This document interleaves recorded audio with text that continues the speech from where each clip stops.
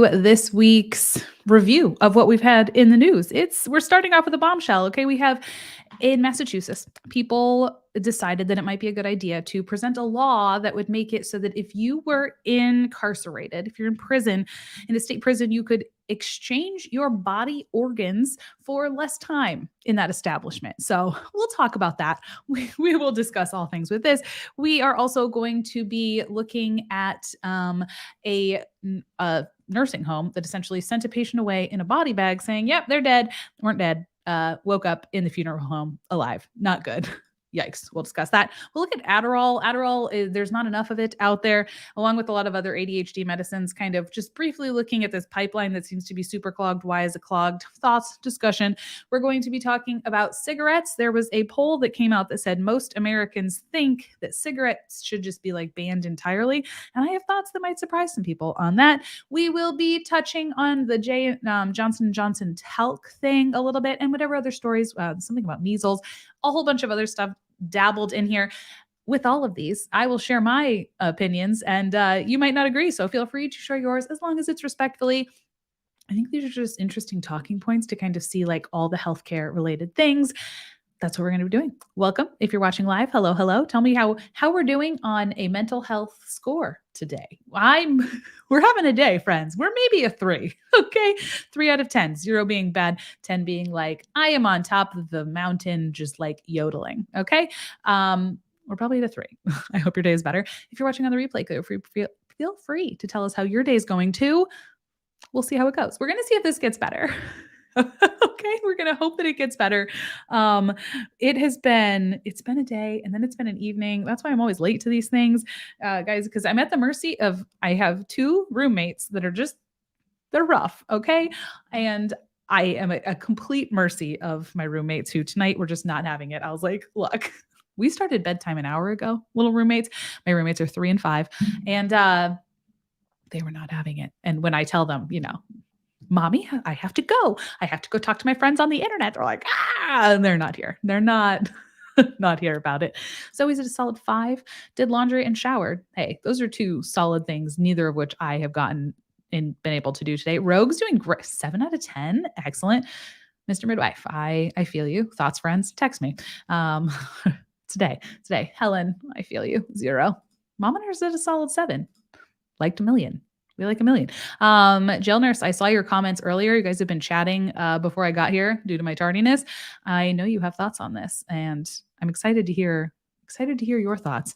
Tonight I'm doing Tuesdays. I'm kind of like recapping just me so that we can get through a bunch of topics. So I'm not pulling other people in, but maybe you and I, we need to have you on here at some point so that we can discuss all things jail type things. All right, friends. All right. Matt just got out of bed, 7 out of 10. I hope you carry that energy with you, my friend. I hope that carries you through the day. Toothpicks in my eyes. I couldn't miss this. You're the best. But please, if you have toothpicks in your eyes, please seek medical attention. This is not medical advice, but please do that. Okay. Guys, how is this on the internet? How is this like, I will tell you how they got, what some people's mindset was within this bill, but I was like, how? No. I just came across my Instagram and I was like, this is absolutely not. So in Massachusetts, a bill could allow prisoners to swap their organs, their body organs, for freedom. It's a terrible idea. I agree. MIT Technology Review. So basically what this is saying is there's a bill. I will leave all of this stuff linked down below after the stream so you can go and look at it yourself. If you live in Massachusetts, I don't know, go beg your governor to not sign this into law, because this would basically say that prisoners who donate one of their organs or their bone marrow would be rewarded with anywhere between 60 and 365 days off their sentence if this bill were to pass. So I guess it still has to go through some places. So before you go to your governor, get to talk to your people at the state level. Okay. Now, first of all, let's just discuss the glaring thing here of it's not okay to use people who are incarcerated, who are in jail or prison for exploitation, right? We can't say to a group of people, if you trade me this, I'll let you out a little bit earlier. Hard pass. If you are in jail, just fun fact, or prison, you are considered a vulnerable population, right? Vulnerable populations are people who are at a disadvantage or who could be easily taken advantage of due to a power imbalance that is happening here, right? As in, you are not free to roam society. So there is a power differential here. Other people in this group are going to be children, right? Because they don't just get to do whatever they want. Older adults, because often they do not have access or to all the different things, whether their money's being controlled by people or they don't have all the information. Older adults are a vulnerable population, and people with medical or physical disabilities, cognitive impairments, anything like that. Vulnerable populations. Now, vulnerable populations, we don't really do things like this with. We don't run experiments on them unless it's run by a ton of different review boards and it's really still very difficult, even within those populations, to, when you have a bunch of review boards. There's called an international, I think, IRB. I know what it is because when I was in grad school and doing all of my research, the IRB and I was like, I hate you. But now I'm like, I know there's a reason why you're there. And it's so that people don't do unethical crap like this. You can't get like anything done because they are so protective of these populations, right? As they should be. So there's enormous red flag. Number one is we have a power imbalance on this. So maybe we shouldn't be telling people, hey, if you just give me your organ, you'll get out of jail quicker. Two, this is besides the point entirely. But that's not very much time off, right? If I give you my freaking kidney, I certainly expect more than 60 days to a year, okay? Or my bone marrow or a lobe of my liver. Like, excuse me, what? That is worth a whole lot more than that. Besides the point entirely, but I just felt the need to interject that like this hard pass, like hard pass, no. And also it's worth way more than that. And then like 3, this is, it's heinous. It's targeting, like I said, a portion of the population who is already disadvantaged. Immediately no. Immediately no. Yeah, immediately no.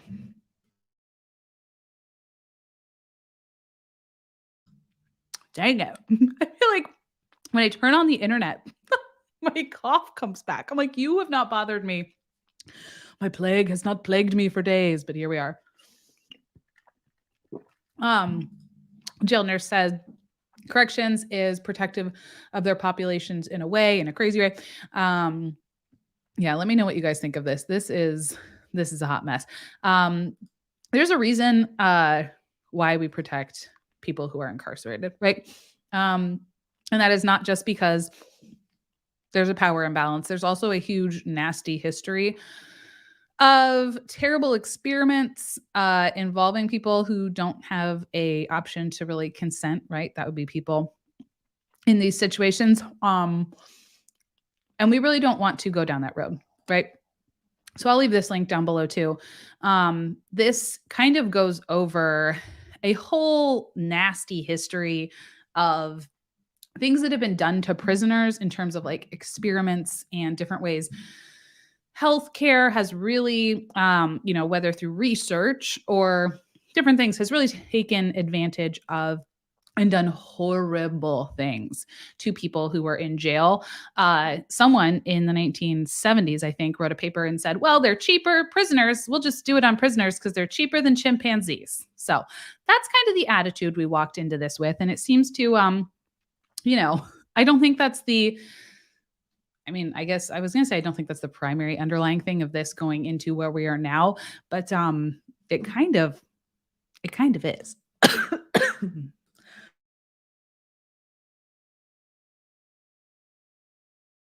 I hit all the wrong buttons. We're doing really well here today. So that's what we've got going on there. And if you're like me, and some of the examples before we go into how this even happens, right, is some of the examples, in case you're like, Liz, you're overreacting, because, maybe they have literally, given people all sorts of diseases. I'll let you read this. if you want to depress yourself. I recommend it. It's one of those things where you're like, you should know, but maybe you should know. They've given people a whole bunch of diseases and then kind of like tried to cure some of them, didn't cure other ones. And it's very sad and just a hot mess. My husband's bringing me a ton of cough drops. He's like, please eat these. Thank you. I appreciate it. It's a mess. You cannot give consent, like I said, if you are in prison. So my next question was, who even thought of this and how did this even get to be like possibly on the table? It was originally put out here, right? Because someone thought we would like to see at a federal level, you can still donate organs to family members if you are incarcerated, but that isn't on a state level. So that's how this got introduced, and they got a bunch of people to sign it. They were like, oh, well, we need, people to be able to donate organs to their family members. So this would let you donate them and you would get a perk. So that's how they ended up trying to pass this. But it's a complete disaster. So yikes. We don't like that. But if you were wondering too, like, how would you even get anyone to come on board with this? That's how. That is exactly how, as they tried to make it like, oh, this will make it so that more people can actually get organs. We also have a huge thing coming in with like racial disparities of it, right? Where we know people, if you are basically not white, you're going to be incarcerated at a much higher rate, a lot like, because, our whole system is pretty good at being pretty racist. And people who, even though they do the same crimes, right, they don't go to jail. If you look like me, you're less likely to go to jail for the same things that people who have a little bit more melanin, they would go to jail for. So this is more affecting them, right? So yeah, like another thing in our healthcare system that's just kind of tacking onto that situation of just inherent racism. So this is going to affect more people who are in the BIPOC community.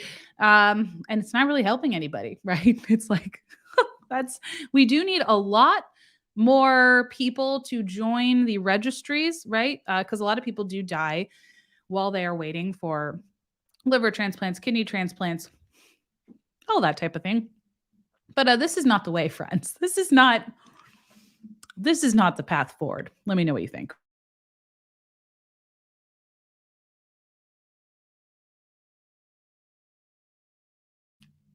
I'm going to go back really quick while I cough up my lung. And yikes. Let me see, I'm trying to read some of your stories. I'm flying solo tonight, so I have to pick out all of my own comments. I got very spoiled. But a mess.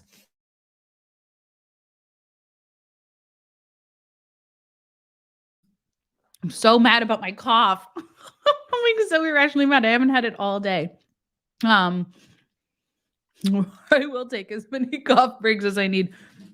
And my handful of cough drops, I've got them all. We'll get here. There's probably going to be weird microphone mouth sounds, but you know what? Whatever. How long does the cough last? Asking for a friend. So all my patients used to come in and ask me, and I was like, 6 weeks. They were like, excuse me, what? Yeah. So that's where we are. We do need more organ donors. I wish we had some ASMR. There you go. We do need more organ donors. We just need that to not come from people who cannot actively give consent, which would involve people from jail. So yeah, if you live in Massachusetts, please let your people know that, yes, we do need more bone marrow people to sign up for that registry. I will leave that link down below. We do need more people to offer their organs in the event of something catastrophic and awful happening. Maybe I think we should have an opt-out system personally. Let me know what you think. That way, if, something happens, then you don't have to opt in. It's just like what we do. So we have more people, but that's a mess. So yikes, big yikes. I have no words other than absolutely big yikes. Jail nurse says incarcerated individuals are humans despite social beliefs. Exactly. So, yes, they have rights. They absolutely need to be treated as, well, the humans that they are. And we probably shouldn't just barter their organs for them like they are on the black market for 2 months off of their sentence, which is honestly just, that's not enough. I'm trying to think of what would even be an appropriate time frame. I don't feel like there is one, but if you were going to give me like I don't know. It would have to be a heck of a lot more than 2 months. So that also tells you the state of our systems where they're like, "Oh, this is so bad that you can literally give us an organ." I was like, "This sounds like a story out of a very different country." Okay.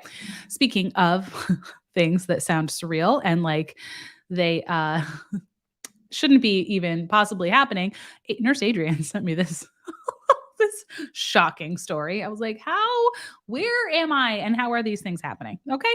How is all of this happening? Uh, Chad says, Mr. Midwife says 5 years for a kidney. I don't know. Maybe like 7 or 10. What if I need that other one, right? It seems like very serious. The lobe of your liver, like these are not mild situations. Yikes. It does sound like a Charles Dickens novel. Really does. So here, moving on to not any cheerier topics. Residential care facility faces a $10,000 fine after Iowa funeral director finds a woman pronounced dead, gasping for air in a body bag. Oh, yeah. Yeah. Yeah. You can donate a lobe of your liver, Montana Go. That's what they were also saying. They were like, oh, it could be a kidney, a lobe of your liver, something like that. In case you didn't know, you can donate a lobe of your liver. You have three lobes, I think. You can just take one of them. So it's fine. It's not fine. That's actually your liver really likes to bleed. I'd spent a long time working on a floor that did a lot of liver type stuff and livers. Yeah. Bleed. It's a mess. So this happened, yes, on the Long Island. Put this woman said, oh, died. Had to go through, like, I'm assuming, you guys let me know in the chat. So do you do postmortem care at a nursing home where, you clean the person up, put them in the body bag, label all the things, wipe them up, just general, like a little bit of like, usually you get a bath. If you were in the hospital, you would, depending on if there was like going to do an autopsy or not. If they weren't, you would, you don't do a whole lot. But if they're having an autopsy, like take their IVs out, do the different things, get them cleaned up. Do they do that in long-term care? Obviously you wouldn't have IVs and stuff, but like, do they give you postmortem care? If so, how did you not notice that this person was alive? This is horrific. It was an Alzheimer's care facility. Makes it even worse. With funeral director unzipped the body bag and found this person that was alive, 66 years old, who had been admitted due to senile derangement on the brain, according to documents, and she was admitted to hospice on December 28th. Yikers. And January 3rd, according to a report, at 6 o'clock in the morning, resident one's mouth was open, her eyes were fixed, and there were no breath sounds. The nurse was unable to locate resident one's apical pulse. Your apical pulse is by your heart, at the very bottom of your heart. If you, it's like kind of like right under the boob, if you have a boob, if not, right at the bottom of your pectoral muscle, kind of there in the middle. That would be the place where you would have like the strongest, when you hear people with the stethoscope and they're like, boom, boom, boom, boom. That's where we're looking. It's the strongest. It's a good area to listen to a pulse. She placed her hand on the resident one's abdomen and noted no movement. So there she was feeling for like breathing.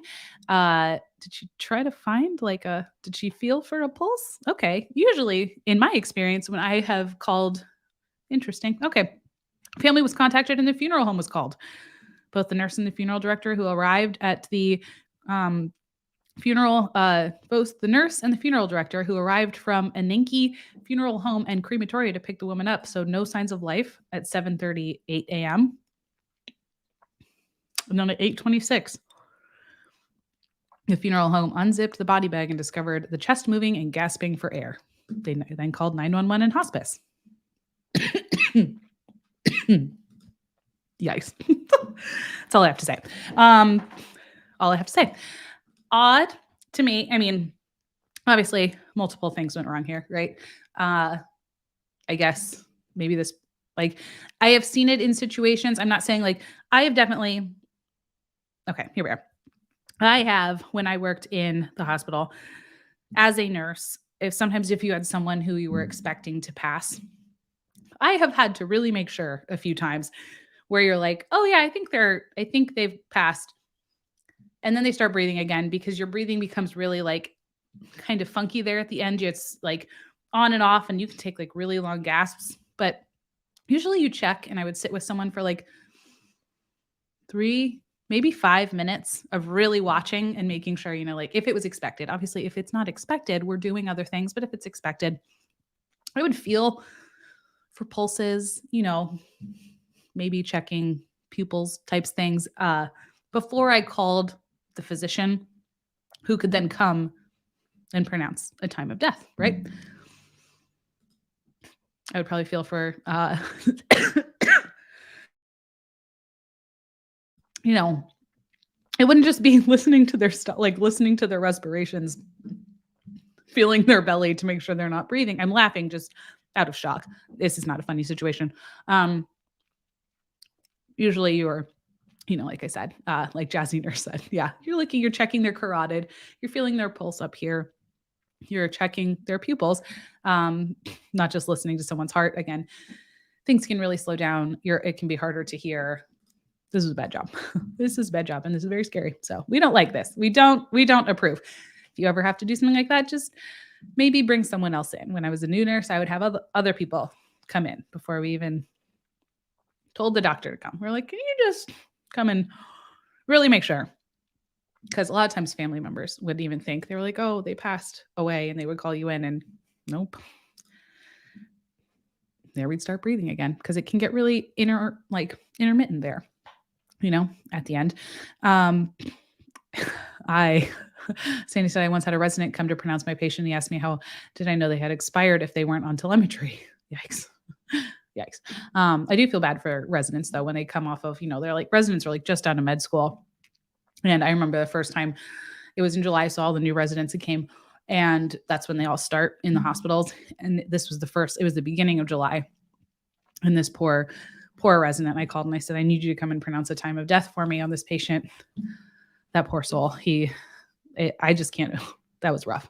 He was like, I'm not sure. So clearly this is something we need to educate a little bit more on. Yikes. Yikes, yikes, yikes, yikes. Jail nurse says, every doctor I have called to pronounce death has a systematic way of assessing death. Yes. And it's a little bit more involved than what we did here, I may add. Matthew Ives says, we were taught to listen to heart sounds and breathing for 60 seconds before pronouncing. Okay. I would add a few more things to that checklist, but yes, or at least 60 seconds. I have seen people go far over 60 seconds though, at the end of life before they spontaneously start breathing again. That's why I usually sit in there for like 3 to 5 minutes. Right. Yikes. Yikes. Montana Gal said, I wouldn't feel comfortable pronouncing death. Never did that. Me neither. In the hospital, we couldn't. As a nurse practitioner, I don't think in North Carolina I even could have, but I worked in primary care. So that would have been a horrible day. But we did, as nurses, if it was a palliative care patient who we knew it was the end of life, we were allowed to kind of make the call, and then we had to call someone to come and make the official call. But like, they didn't want to be called until it was like really done. So that, there definitely were situations where you would call. And then I had other nurses who they called, the person came, and then there was spontaneous, started breathing again. Then it was kind of like awkward with the family. And you're like, oh. Sandy thinks there were 8 things for a doctor to check before they pronounce. There might be. There's, I think, even more if it's unexpected, right? That opens up like a whole slew of different things. So there we have it. Please really make sure your patients are, just do a really good assessment. Okay. Really good assessment. Yikes. Matthew said they also mentioned not to bother checking people's as they can still react after death. Well, there you go. I was, yay, healthcare education. We're all taught something very, very, very different. Unsure. Let me know, if you've ever had to do that, do you assess pupils? I was always taught yes, that you should look for that. Listen for a while, do all of the things. Potential manner of death matters too. Yes, very sure as to what you assess. Very, very, very, very true. Let's see. What do we have next after that delightful conversation? I was like, I couldn't really find anything that was like fun. this week, so bear with me.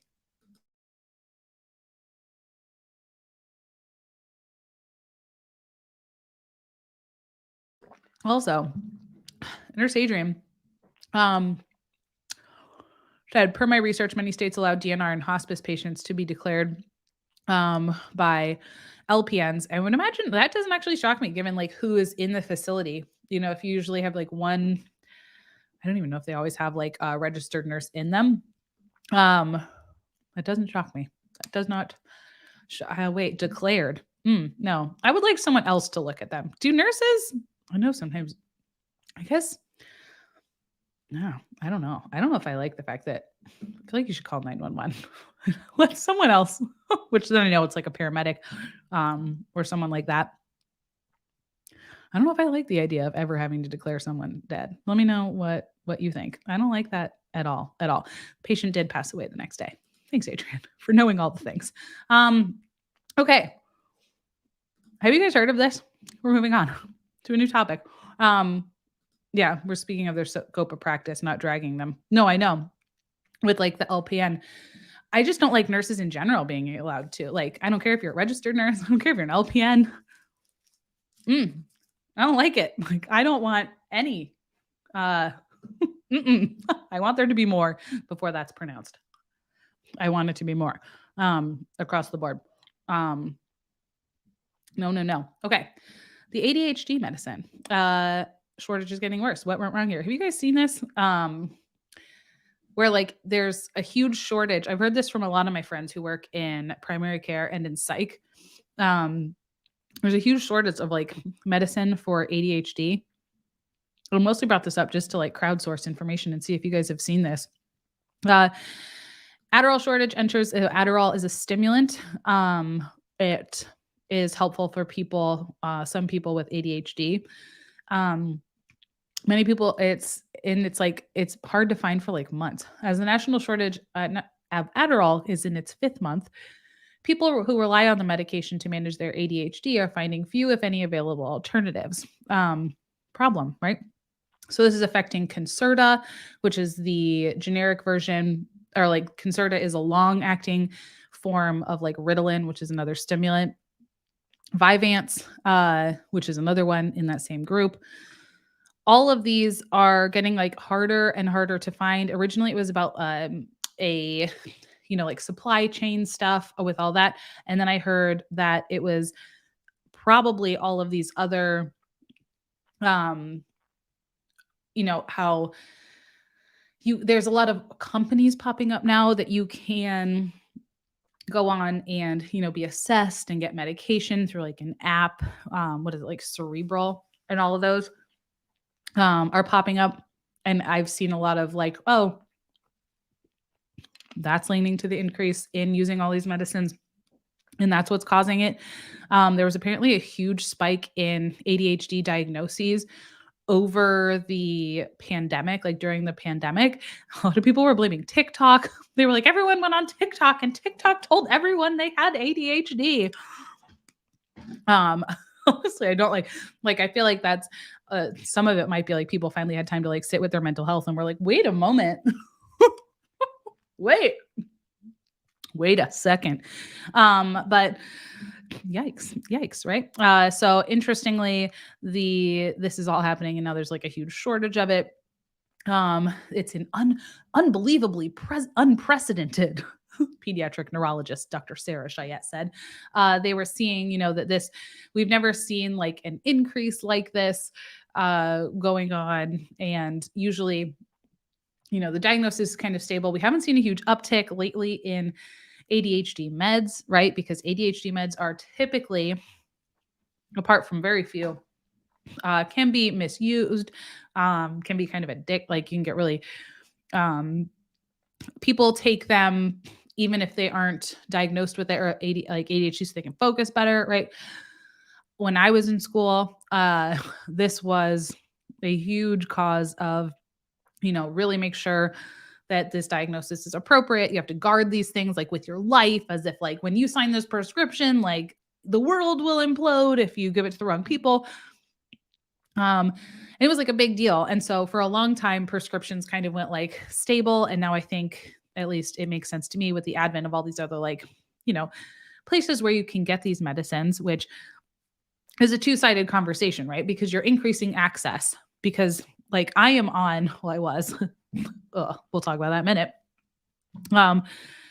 Wait to see a psychiatrist so they can do an assessment of you and see if you have ADHD and all these other things is so long. So a lot of people don't have access to mental health services if you can even afford it. So a lot of these apps like Cerebral, where they're like, oh, come here, and then we'll just like give you your medicine. Great for access. But now are we like overdiagnosing people and just shoving like medicine down a bunch of people's throats? Medicine, which interestingly, like I know that a lot of people benefit from these types of meds. It is just interesting to see the long-term study of a lot of these, and I have prescribed these to people. There is, a lot of people see a lot of benefit for them. Long term, you actually see like better results with like more of like cognitive behavior, like therapy type stuff. Because this is something I've looked into a bunch because I have long considered, like, do I want to go on something for this? Or have I like stuck it out my whole life without meds, which is probably maybe not the attitude to have about it, but like, looking long term, like, is this a long term benefit? How long do people see benefit who take this medicine? This isn't really about that. This is a random side tangent, but for those reasons, it has been hard to get prescribed these things. So the prescribing rate has kind of stayed stable, right? And then now all of this happens and the prescribing rate went like crazy high, mixed with it's harder to get the materials. And here we go. We're short on them. So now we have people who are like scrambling to get it. Not great. These are not Beanie Babies that people cannot find. These are medication that people depend on to function. What a weird analogy. What a very weird analogy. These are not like Beanie Babies. No, they're not. And I totally agree. Like I have seen many people's lives change. That's a whole, when I was prescribing, I did not prescribe to children. I just did not feel comfortable with it. I did prescribe to adolescents through adults. If they were younger, I just had them go to a psychiatrist or a pediatrician who felt comfortable doing it, simply because I had not received what I felt like was adequate training on children in order to prescribe it. But that's where we are. I have seen it be helpful. Stinks that there's a shortage. I think there probably are a lot of people using those apps to get the medicine. It was harder to get back when I was in college. I will say that. You had to know someone who had it, who got it from we got it. There were other ways, to acquire things. And now I feel like there's an app and you can go on and you have the answers. You know what I mean? But maybe I'm just old and grumpy. I'm like, there's an app and it's ruining everything. When in reality, maybe it's helping. Maybe it's increasing access. Or maybe it's just giving more people medicine like this. Maybe. Oh, this was interesting. This was another thing where I saw this and I just like raged at it. Not from just from an existential point of view. Cause I was like, how do you not know this? How do you not know? So when I was browsing the interwebs, it was like, do you need a new drug? You may be asked to fail an old drug first. And yeah, maybe drugs aren't the answer. I think drugs can be the answer to some things, like all things with, like with everything, drugs can help. Are they the resounding answer to everything? No. Are there other ways?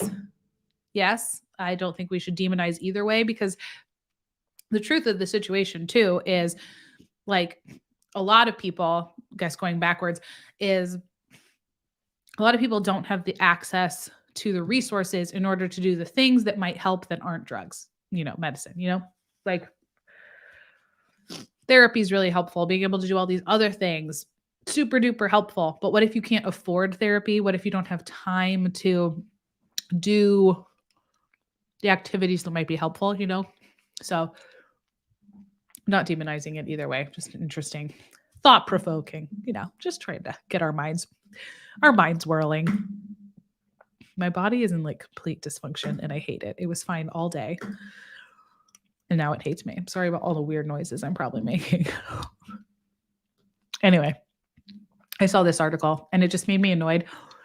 So I thought I would rant about it on the internet for a minute. Need a new drug? You may be asked to fail an old drug first. Friends, this is not news. They're presenting this as if it's like shocking new fact. This is how insurance works. In case you didn't know, let's make you just as mad as me today about this. This is a very common phenomenon. New, better medicines that's like top in the guidelines are always being recommended, and you are not allowed to have them if you have insurance until you've failed something else first. So a good example of this would be in like the psych med realm, right? We have a lot of new meds that are coming out that are really good for, they seem to be doing a great job treating like anxiety or depression. They have much, much, much fewer side effects than selective serotonin reuptake inhibitors, SSRIs like Zoloft, Prozac. They just seem much better overall. Can you get them if you have like just, anxiety and depression? No. You have to fail Zoloft and Prozac twice. You have to do it within a certain amount of time. You have to have it documented appropriately. This happens for this. This happens for diabetes medicines, right? We know that a lot of these medicines like Ozempic, the injectable GLP-1 agonists, those are going to be great for you and your diabetes. And a lot of the times insurance says, but have you tried this other thing that totally sucks? And we're like, we know that doesn't work very well. And they make you jump through the hoops of the things that don't really work very well before you can actually get the medicine that we all know we will be eventually getting to in the end. We just have to prove that these older, crappier versions didn't work first. So that's where we are. This happens all the time. Something we would love to see changed in America. Mel, I'm sure you have big feelings on this as someone who has dealt a lot with the healthcare system. Don't get me started on the must fail X first. I've had to fight insurance because they want me to take my first TriMed that I had an anaphylactic, which means your throat closes up and you try to die, reaction to 7 years before. Yes. This was a huge reason I left primary care, was because we had all of the treatments that we knew worked. And they said, go ahead and try this one. And I'm like, well, we know that didn't work. And then they would just fight with you till you wanted to just like punch them. And it had to be, it was just so stupid. It had to be like, even if they had already failed it twice, well, did they fail it twice while seeing you as their provider? Did they fail it twice while 2 different types within the last 5 years? Adrian's right. So it's complete negligence to make someone fail something that we all know won't work. And people are getting worse and worse and sicker the whole time this happens. So this exists. This exists. Just thought you should know. This was literally in here. This was the opposite of a mouthwash section. This was literally just, I hate this. So I'm going to make you hate this too. Okay. Here's our next section on smoking. I'm interested to hear your thoughts. I'm going to put a poll over on YouTube. Okay. Please hold. Start a poll. Do you think cigarette sales? Oh my gosh, I'm so sorry. I was not trying to explode your eardrums. That was a surprise cough. It came up and caught me by surprise. How many weeks until I am going to be able to stream without dying? 12? Probably 12. Probably 12. Do you think cigarette sales should be illegal? Banned. We'll say banned, not illegal, because that's what we're looking at here. Banning cigarette sales. Ask. Let me know. Okay, so I have a poll up. Do you think cigarette sales should be banned? A recent poll from the CDC found that a majority of adults in the United States supported policies that prohibited the sale of menthol cigarettes and all tobacco products, all of them, according to a new study. 57% of adults supported this. And I don't agree with that. I would be in the minority of, oh Lord, math, 43% of if we start banning this, that is a slippery slope because I am more on the legalization of many things end, right? Of that is, and because at first I was like, oh, well, that makes sense. But then I was like, wait, Liz, if you either have to be the type of human who is like, I think this is fine. We should educate you what it could happen in your body if you put this in your body, but then let you make the choice type of human or a banning type of human. And on pretty much everything else, I'm like, educate and see what happens. So in order to stay in line with that, educate and see what happens, friends. I would lie in the 43% that says we got to let people know what's up about this. We got to educate them on it and then let you make your decision, right? I don't think banning it is the way to go. Seems like a really bad way to lose. We tax the heck out of cigarettes, my friends. Um, I don't like cigarettes. I wish no one smoked, right? Like, obviously, we know they're associated with all sorts of stuff, but at the end of the day, like, I wouldn't ban them. Like, you just got to let people make their own choices, right? Are they going to ban alcohol, right? Because alcohol is also associated with all sorts of other stuff. Are they going to ban, like, I don't know, Diet Coke? Sure, that's not good in the quantities that I drink it in. Um, you know what I mean?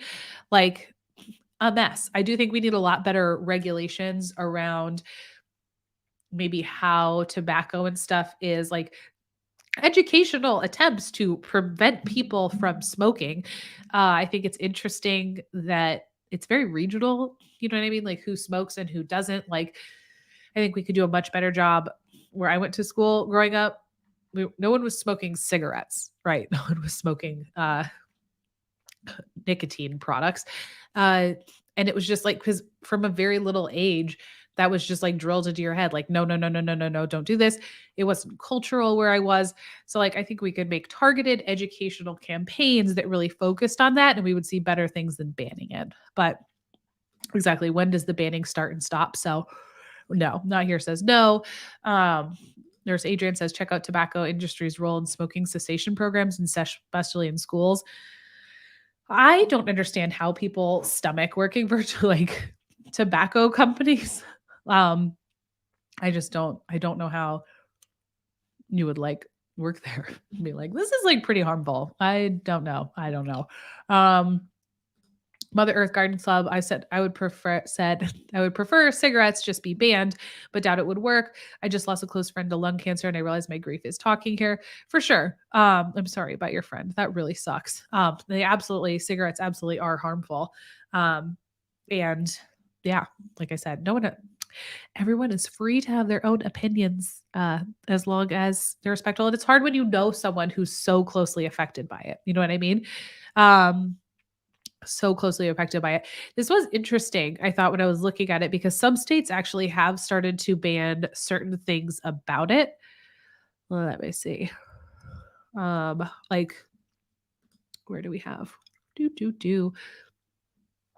California, I know, is banning menthol cigarettes. So those are like Newports. Those are like flavored, right? So the whole point of things like that would be like, oh, trying to get children, like younger people are more likely to eat like smoking flavored type ones. Where's my list?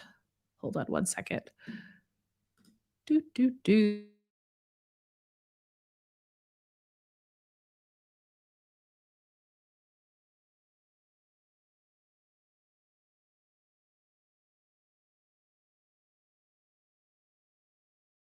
Okay, I can breathe again. We're alive. I forgot. I was gonna do music for when I had to leave and blow my nose. We have 5 states who have already banned. Oh, I'm sharing the wrong screen. 5 states who have already banned like flavored cigarettes. Massachusetts, California, New Jersey, New York, Rhode Island have enacted statewide flavored tobacco and vape product bans. And other ones are like looking at falling in line. I know you guys know Nurse Scott. He's talked about them banning the menthol cigarettes in California because I think that's what he was using, and how that's been painful. If tobacco is banned, people are addicted, will turn to stronger vices. Yeah, I think it'll just, I mean, it's just going to create a whole lot more of uproar and yikes. I think, yeah, Mr. Midwife, we saw how banning alcohol went. Yeah, I think it'll be the same thing. So, not a fan. I don't love the vaping thing seems, again, I don't know if banning it is really going to do like a whole lot, right? Where does that go in line? I don't know. I think it just turns into like a whole mess. I think a lot of education can really go really far. I think there's not a lot of great education out there. Um, I have found, and this is anecdotal, so this means nothing on like a huge, like big level, right? Not the kind of like evidence that really counts for anything. But I found when I had discussions with my teenage patients, um, who were vaping, who were younger, we were able to have like decent like conversations. And some of them, like, I don't know if they stopped, but they seemed to at least take it to heart of like, hey, when you inhale this, like think of like, I don't know what is making it taste like bubble gum, but that's a chemical, like that's something in there that you're inhaling into your lung, like your precious lung. Just consider it, right? You're mixing it with like what vapor. So then it's really easily getting into your lung. Like some of them like literally had asthma. I'm like, you know how we nebulize you? Like this is like that, but with something else that you're just like spraying in there like weed killer. And they were like, oh, that's like an interesting way to look at it. So better education around this would be great. I think maybe they shouldn't be allowed to advertise. That would be I would be totally fine with that. I really don't think we need advertising for like alcohol or tobacco or anything. Like, let's not advertise these things, right? I will find it by myself. Thank you. Adrian said, fun fact, not fast fact. Tobacco spends $12 an ad per every $1 spent by states on cessation. So they're working 12 times harder than us. I would be fine with them banning ads. What do you guys think about that? You shouldn't be able to like advertise your cancer sticks. Okay. That seems extra. Can you still buy them and find them? Sure. But yikes. Rogue said, same as we do with any medical procedure or treatment, just educate them and inform them about the risk and long-term complications. Exactly. Well, I think we just solved the problem, Montana Gallicrease, and they just banned the ads. Why didn't anyone ask us? We solved all of the problems already. All of the problem. Jill Nurse agrees. Okay with nixing advertising. So we've already solved all the problems. Oh, pharmaceutical ads should absolutely get banned as well. We're like the only country that does that lets you advertise for drugs. That's ridiculous. Ridiculous. We do not need advertisements for medication. Okay. We do not need that. No, thank you. All right, let's stop this poll. But 65, where are we? Close that. Boop, boop, boop. Go up here. So, do you think cigarettes should be banned? 35% of you said yes, and 65% of you said no. Feel free to fight that out in the comments. It's great for engagement. I appreciate you. Also like the video, do all the YouTubey things. Thanks, friends. Okay. Take that down. So next in our update, don't worry if some of you are like, my brain is melting. We're nearing the end. Okay. We have two more, and one, they're both pretty quick. So you're doing great. You can all go watch the State of the Union after this. I know you're dying to. My husband was like, your viewership might be lower. I was like, okay. He's like, because this is State of the Union. I was like, do people watch that? Should I be watching that? Let me know. Are you watching the State of the Union after this? I will not be. I'll wait till like snarky TikToks and stuff come out and tell me what I really need to know. They'll like clip it because that's the attention span that we have. I was like, I did not know. I don't think my audience is State of the Union watchers, but maybe you surprised me. Maybe. Seems like a bunch of BS. Like, I don't feel like any honesty would ever come from anyone in that address, ever, in the history of those speeches. But maybe that's just me. Yes. Please just give me the cliff notes. I like to follow the Under the Desk News person on TikTok and on Instagram. She's very funny. They'll tell me everything I need to know. Everything. My old good news, I suppose,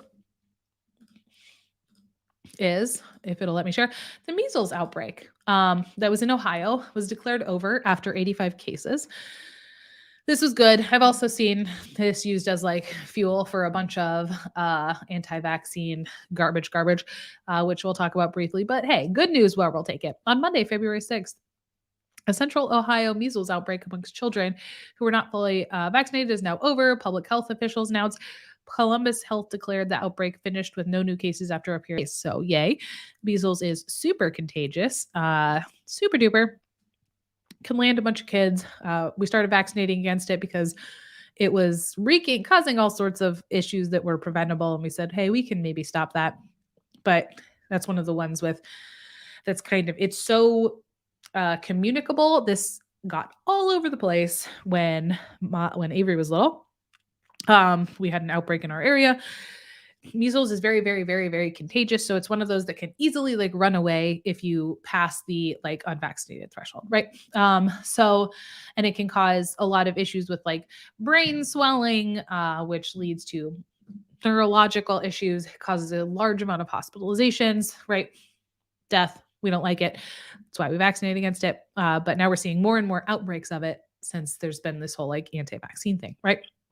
But this one's over. Hooray. In this one, 85 children were known to be infected in the outbreak. 36 of those were hospitalized. So that's a pretty big proportion, right? And hospitalization costs a ton of money. Just remember before you're like, because the thing I've seen from this is they're like, well, no one died. I'm like, oh my gosh, why is our benchmark at this point of 85 children, which is not like a huge sample size, that no one died?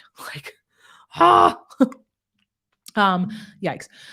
So 36 were hospitalized. If you've never had a child who was hospitalized, I'm glad you don't know that life. I have. It was horrifying, terrifying, all around bad, and bonkers expensive. Bonkers. Remember that most people have high deductible plans if they have insurance at all. So that's like immediately $8,000 before anything else happens. So before you say like, well, nothing else. I'm like, well, hospitalization is still never fun. We don't know the other complications of this, like of why they were hospitalized, and that's a lot of money. So still a great idea, I think, to go get vaccinated. But all but 5 of the children were 5 and younger. This is a disease that affects especially smallest humans. None of the children died. That's great. We have low vaccination rates for MMR in our community for years, but we've never had an outbreak till now. So it did take us by surprise. Friends, just let's get vaccinated. I did see people who were like, oh my gosh, like, but no one died. If you look at like going back to why they started vaccinating, a huge reason of it, yes, people died. I'm not trying to like downplay that. It was about 400 to 500 people per 3 to 4 million that got it. The reason that they started vaccinating, though, was all of these hospitalizations and the 1,000 that would get like encephalitis or swelling of your brain. Okay. So, that there are other things other than death. So it's not shocking that it's good that no one died. It's not shocking because if you only expect 400 to 500 people per 3 to 4 million, if you only had a sample size of 87 people that they had, 85, you wouldn't expect death, right? That would be an anomaly in the data. But we did see a ton of people hospitalized and going forward. So I've seen a ton of people on the internet. And they're like, see, this is why we don't need vaccines because no one died. I'm like, you're missing the other half of the point, my dude. Yikes.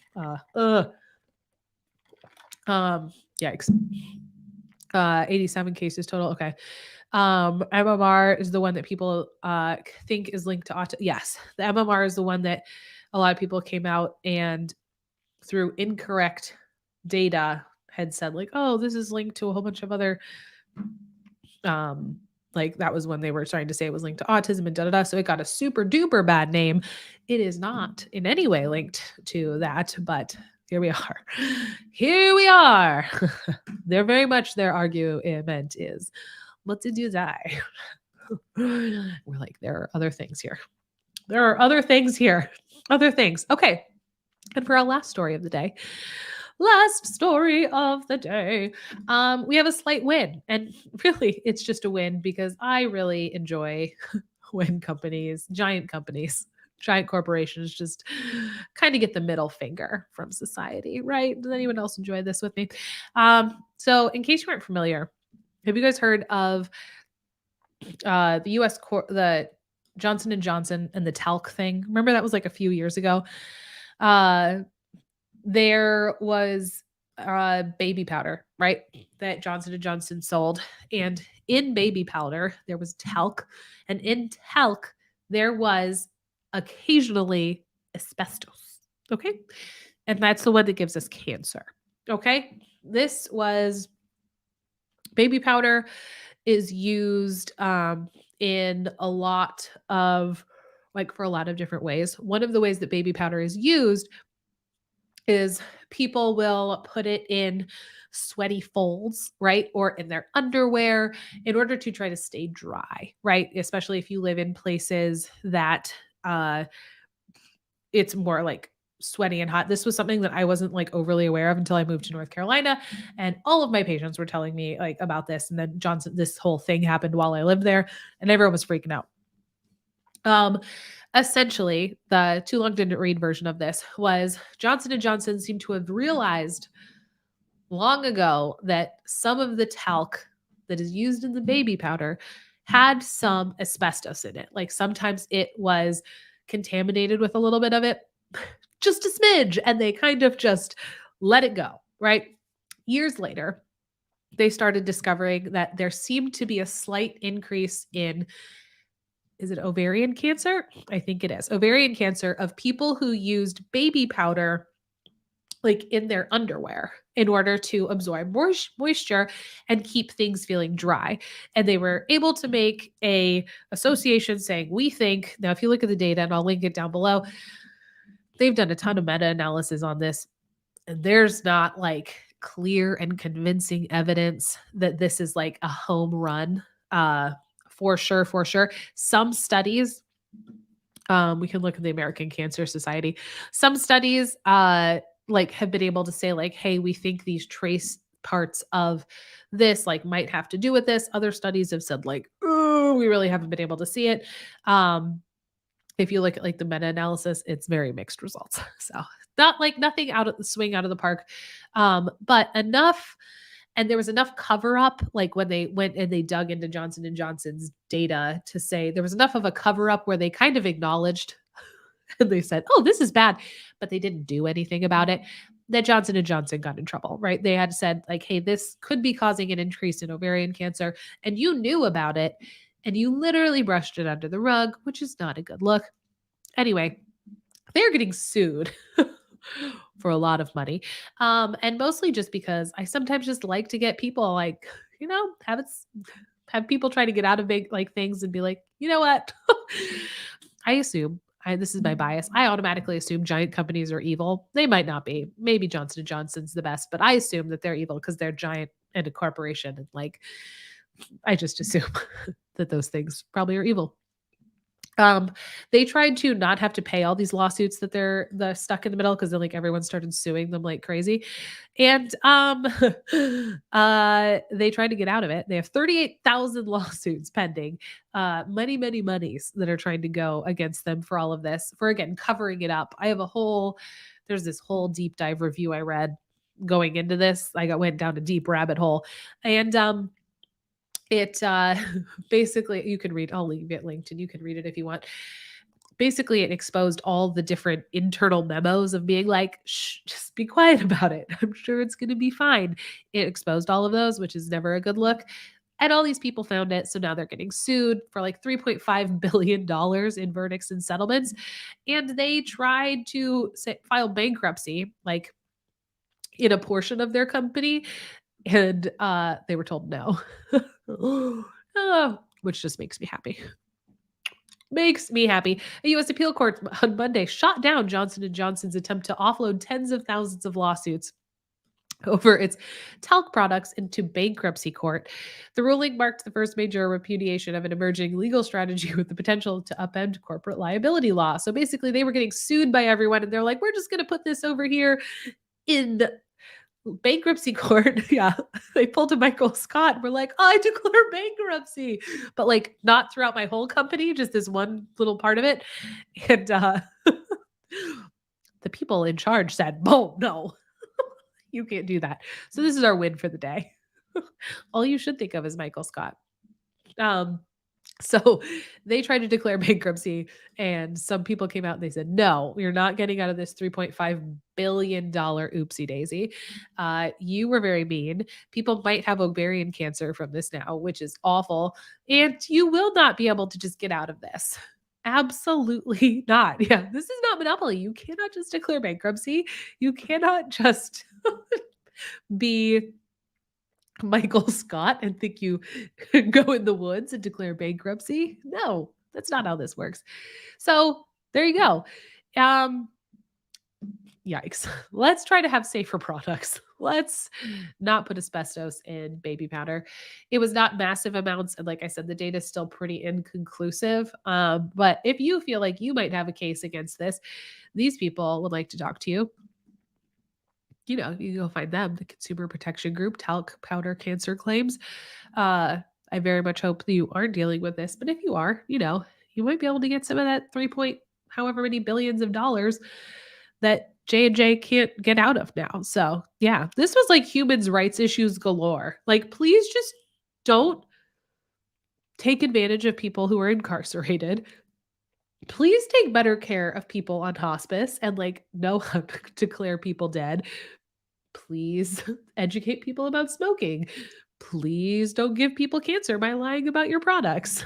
Let's do all of this. Okay? Let's do all of that. So, there we go, friends. Thanks for bearing with me, even though I sounded like I was dying all day. Very annoying. Don't like my upper respiratory system and I are going to have quite the conversation after this and be like, what were you doing to me and why? We will not have a stream on Friday, our panel discussion. I am going to be out of town. Ironically, I feel a lot better, Adrian. So like today's my first day where I like feel better. You know what I mean? Which is why I was so annoyed that this is happening. Cause like today, even my children, they noticed. They were like, probably because I was like yelling at them again. They're like, "Do you feel better, mommy?" Guess why? And I was like, up and mobile. That was probably their real reason. But we're not having a stream on Friday. I am going to be out of town on a work trip. So that's what I'll be doing. I'll probably be, I don't know, sound asleep every day by like 7 p.m. It'll be great. But that's where I'll be. I do believe Bridget from our panel might be hosting the group panel in my stead. I was gonna say my wake, but that might be in my death. So hopefully I'm not dead. Hopefully I'm not flying Air France. So hopefully we won't be crashing or having any traumatic experiences. But I will leave a link on my community tab if you want to see where that is in case you want to hang out with the whole group. I feel like it's been a minute. I've like missed the last couple. It's been sad. Oh, I had something I was going to tell you earlier was when we were talking about like taking forever to get into like seek mental help. Was I just saw you handled the cough mute button dance like a champ. Thank you. Thank you. I had a appointment with a psychiatrist, right? Because all the things we need medicine because my Zoloft turned on me and it stabbed me in the heart and I was so sad. And I was like, I would like to have a psychiatric evaluation done before I choose my new medicine friend. To see what we can do. Cause I wanted to make sure it's like the right fit or that it would like be a good choice. You know, cause we have different things I think going on in play in this little brain of mine. And I'd like to be a good fit, right? Anyway, I had been on an appointment. I had been on a 10-month long waiting list that had started in October. Yeah, because that's when I got COVID. So in October, I made a appointment for 10 months from then because that's how long the waiting list was. And then I got a call last week, whatever day my plague was bad. And the person I was supposed to see quit. So, and they didn't have anyone to to reschedule with, so they just didn't. They were like, I was like, "Can I reschedule it?" They were like, "No." They're like, "We literally have no space for anything." So that's good. So I might be one of the people now who's going to be using one of those apps to try to find something. Like, so frustrating. So beyond frustrating. I'm like, I would just like an evaluation of what is happening in here. So that's where we are. 10 months, yeah, 10 months is a long time. That was pretty much what my patients were seeing in North Carolina when I was referring them to psych. Was we were seeing like up to a year and a few months of a wait that they would have to wait. So when I moved here, I thought 10 months was like I was like, "Oh, that's not so bad." Compared to North Carolina, it was like a year and a half. You know, here we are. So, that's where we are. Uh, yeah, I'm sorry, jail nurse, that you've been seeing that, the same thing where you finally find someone and then they quit, and then you're like, "Well, here I am on my never-ending waiting list." And I am no longer even on a waiting list because I can't find anyone that takes my insurance.